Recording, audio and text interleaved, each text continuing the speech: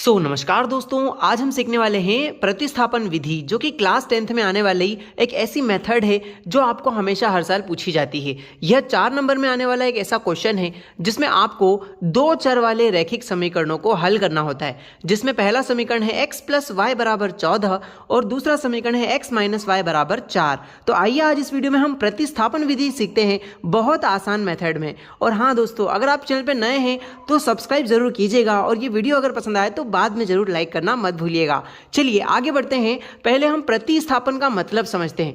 प्रति का मतलब होता है कॉपी करना, यानी x और y किसी का भी मान निकालना प्रति कहलाता है। और स्थापन का मतलब क्या होता है कि आपने अगर किसी का मान निकाला है तो उसकी स्थापना यानी उसको स्थापित करना ही प्रतिस्थापन कहलाता है। यानी पूरे शब्दों में अगर कहें तो किसी भी एक समीकरण में से x या y का मान निकाल के उसे दूसरे वाले समीकरण में रख देना ही प्रतिस्थापन विधि कहलाता है। आइए अब हम इसको शुरुआत से सीखते हैं। तो यहाँ पर हमारे पास दो समीकरण हैं, जिसमें से पहले वाले समीकरण को हम नाम देते हैं समीकरण नंबर 1 और दूसरे वाले समीकरण को नाम देते हैं समीकरण नंबर 2। अब इन दो समीकरणों में से आपको जो भी समीकरण आसान लगता है, मतलब जो भी आपको इजी लगता है, उसको उठा लेना है। हमें समीकरण पहला आसान लग रहा है तो हम उसे उठा लेते हैं। हम लिखेंगे समीकरण 1 से, क्योंकि हमें समीकरण 1 आसान लग रहा है। समीकरण 1 से अब हम समीकरण 1 को यहां उतार देंगे, जो कि है x + y = 14, यानी कि x + y = 14। अब यहां पर आप क्या करते हो, या तो x का मान निकाल लो या यहां से y का मान निकाल लो। चलिए हम क्या करेंगे, ये +y है, बराबर के इधर ले जाएंगे तो इसे -y कर देते हैं। इस प्रकार हमारा वैल्यू आएगा x = 14 - का y। वो +y था, बराबर के उधर जाके वो माइनस का y हो चुका है। तो लीजिए यहां पर आपने x और y का मान निकाल लिया है। ये जो x का मान आया है ये संख्यात्मक रूप में नहीं है, ये y के फॉर्मेट में है, यानी x = 14 - y है।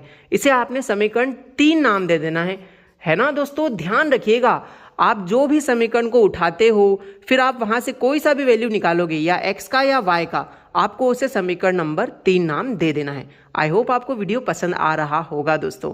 अब आपको बहुत ध्यान से इस विधि को समझना है, ध्यान से करना है आगे सॉल्व।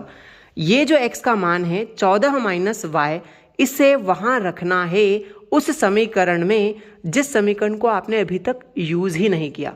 आपने समीकरण 1 को उठा लिया, वहां से समीकरण नंबर 3 बना लिया, आपने समीकरण 2 का तो यूज ही नहीं किया। मतलब ये जो x का मान है वहां जाएगा जिसका यूज भी नहीं किया, यानी समीकरण 2 में रखना पड़ेगा आपको। तो बस यही बात मैं आपको बड़ी शांति से समझाना चाहता था कि समीकरण 1 अगर उठा लिया है तो ये वाला मान समीकरण 2 में प्रतिस्थापित करने पर, यानी करेंगे। चलिए इस साइड कर देते हैं, आपको जगह मिल जाएगी। थोड़ा साइड में कर देते हैं। हम क्या लिखेंगे कि x का जो मान आया ना 14 - y, कहाँ रखेंगे, समीकरण 2 में रखने पर। 2 में आप पूरा लिख लीजिएगा, रखने पर। सबसे पहले समीकरण 2 को उतार लेते हैं, जो कि है x - y = 4। क्या है दोस्तों, x - y = 4। यहां पर आप x की जगह क्या मान रखने वाले हो, 14 - y। तो यहां पे x की जगह रख देते हैं 14 - y, और माइनस का y तो यहां पर ऑलरेडी है, बराबर में क्या चल रहा है, 4। आइए इसको सॉल्व करते हैं। तो 14 तो यहां रहेगा ऐसा का ऐसा ही, माइनस माइनस होता है प्लस, y और y को जोड़ेंगे तो हो जाएगा 2y। ओके, और बड़ा संख्या कौन सा है, कोई सा भी बड़ा मान लो, माइनस का बड़ा नंबर आएगा ही दोस्तों। ओके, बराबर में 4 चल रहा है। अब आप बड़ी ध्यान से इसको सॉल्व कीजिएगा। माइनस का 2y है, इसे यहीं रहने दीजिए, बराबर में 4 है। अब ध्यान दीजिएगा, प्लस का 14 बराबर के उधर गया तो माइनस का 14 हो जाएगा। आइए दोस्तों आगे सॉल्व करते हैं। माइनस का 2y है तो इसे -2y ही रहने देंगे। 4 प्लस का है और 14 माइनस का है। आपको पता होना चाहिए प्लस माइनस होता है माइनस, क्योंकि ये 4 प्लस का है तो प्लस माइनस हो जाएगा माइनस, यानी आपको घटाना है। 14 में से 4 घटाएंगे तो बचेगा 10, और बड़ा नंबर इनमें से कौन सा है, 14 है कि 4 है, 14 बड़ा नंबर है तो माइनस के साइन के साथ है, तो यहाँ माइनस का साइन भी लगेगा। बड़ा नंबर जो भी चिन्ह के साथ होता है वही चिन्ह यहाँ पे लगेगा। आइए हम माइनस से माइनस को उड़ा देते हैं, और यहाँ पर 2 गुणा में लिखा है तो उसे भाग में लिख देते हैं, क्योंकि गुणा का नंबर बराबर के उधर जब भी जाएगा तो ये गुणा का नंबर बटे में चला जाएगा और इसे काट देंगे तो 2 एक कम 2, 2 पंजे 10। बधाई हो दोस्तों, y का वैल्यू 5 निकल के आ चुका है। तो यहाँ पर अगर आपने वीडियो को लाइक नहीं किया तो वीडियो को लाइक भी कर दो, क्योंकि आपके y का मान निकल के आ चुका है। यानी इन दो समीकरणों में जो आपने उठाए थे इनमें y का मान 5 रखना है। अब आप मुझे बताइए इस y का वैल्यू जो निकला है 5, इसको हम कहाँ रखें? समीकरण 1 में रखोगे जब भी आंसर आएगा, 2 में रखो या 3 में रखो, सभी जगह रखने पर आंसर तो आ जाएगा। लेकिन आप मुझे कमेंट में बताओ इसका मान किस जगह रखें कि जल्दी से हमारा x का वैल्यू भी आए। तो हम रखेंगे समीकरण 3 में, क्योंकि यहाँ लिखा है x बराबर का मतलब है ये x का ही मान डायरेक्ट देगा, ठीक है। और यहाँ कहीं पर भी बाकी दोनों समीकरणों में x बराबर नहीं लिखा दोस्तों, मतलब हमें समीकरण 3 में मान जल्दी प्राप्त हो जाएगा। तो हम क्या करेंगे, y बराबर 5 समीकरण 3 में रखने पर क्या लिखेंगे, इधर आ जाते हैं, हम लिखेंगे y बराबर 5 जो आया ना उसे समीकरण 3 में रखेंगे।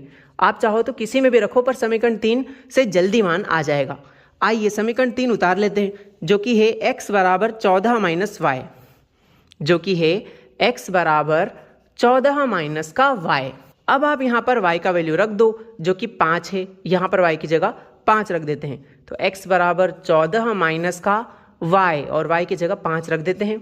लीजिए रख दिया, तो x का वैल्यू कितना आ गया, 14 में से 5 गया तो आया यहाँ पर 9। तो यहाँ पर आपके दोनों आंसर निकल के आ चुके हैं दोस्तों।